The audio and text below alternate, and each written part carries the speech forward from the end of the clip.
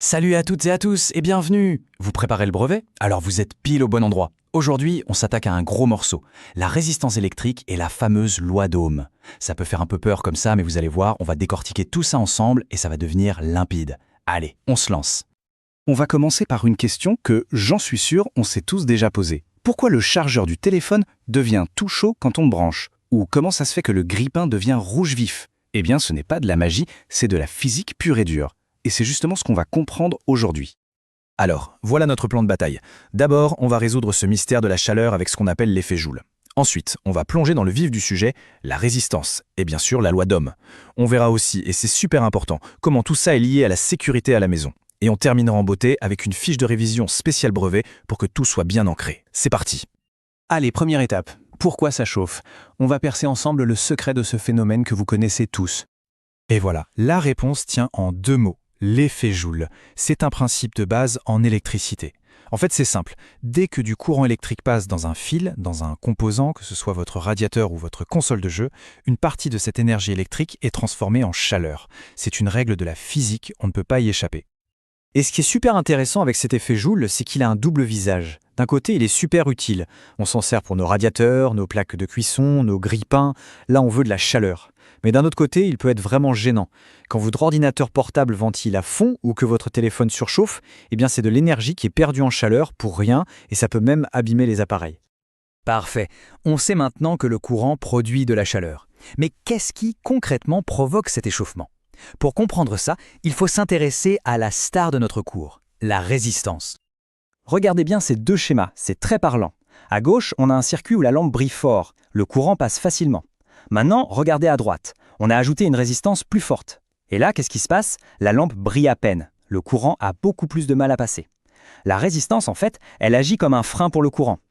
Donc si on devait donner une définition claire, la résistance, qu'on note avec un grand R, c'est tout simplement la capacité d'un matériau à résister au passage du courant. C'est un peu comme un embouteillage pour les électrons.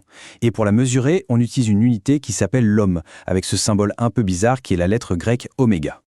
Justement, à quoi ça ressemble une résistance en vrai? À gauche, vous voyez le composant réel, qu'on appelle aussi un résistor, et juste à côté, à droite, c'est son symbole dans les schémas électriques. Un simple rectangle. C'est tout bête.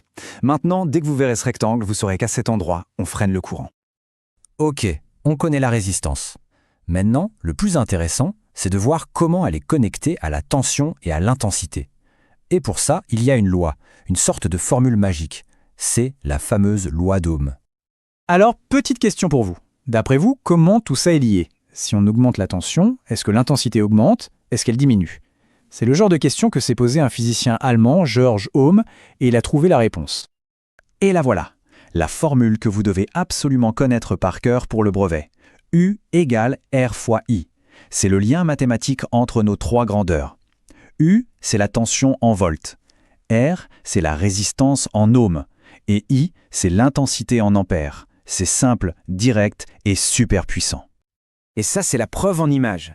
Ce graphique, on l'appelle la caractéristique d'une résistance. On met la tension en ordonnée et l'intensité en abscisse. Et qu'est-ce qu'on observe? Une superbe droite qui passe par zéro. Ça veut dire une seule chose. La tension et l'intensité sont proportionnelles. Si on double l'une, l'autre double aussi. C'est la signature visuelle de la loi d'Ohm. Bon, on a bien avancé sur la théorie, maintenant passons à quelque chose de très, très concret et d'ultra important, la sécurité. Parce que l'électricité, c'est génial, mais ça peut être aussi très, très dangereux si on ne fait pas attention. Regardez bien cette expérience, les résultats sont incroyables. À gauche, on mesure la résistance du corps humain avec les mains sèches. On est à plus d'1 million d'ohms. C'est énorme. Mais maintenant, regardez à droite, avec les mains mouillées. La résistance s'effondre. Elle est divisée par 3. C'est une chute vertigineuse. Alors, en quoi c'est un problème? Eh bien, souvenez-vous de notre formule magique, U égale R fois I. La tension de la prise, elle, ne change pas, c'est toujours 230 volts. Si la résistance R de notre corps chute brutalement à cause de l'eau, qu'est-ce qui doit se passer pour que l'égalité reste vraie? Eh bien, l'intensité, I, le courant qui nous traverse, va monter en flèche. Et comme le montre ce graphique, si l'intensité dépasse un certain seuil, on entre dans la zone rouge, celle du danger mortel. Voilà pourquoi la règle numéro 1, c'est jamais d'électricité avec de l'eau. Du coup, pour résumer, il y a 3 réflexes de sécurité de base à la maison. Le premier, on vient de le voir, l'eau et l'électricité, ça ne se mélange jamais.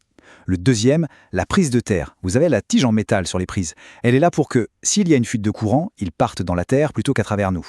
Et enfin, le disjoncteur. C'est le grand chef de votre installation. Il surveille tout et à la moindre anomalie, il coupe tout. C'est notre ange gardien électrique. Allez, on attaque la dernière ligne droite. C'est le moment que je vous attendais tous. La petite fiche de révision pour être certain d'avoir les idées bien en place pour le grand jour. Voilà le trio de base à connaître absolument par cœur.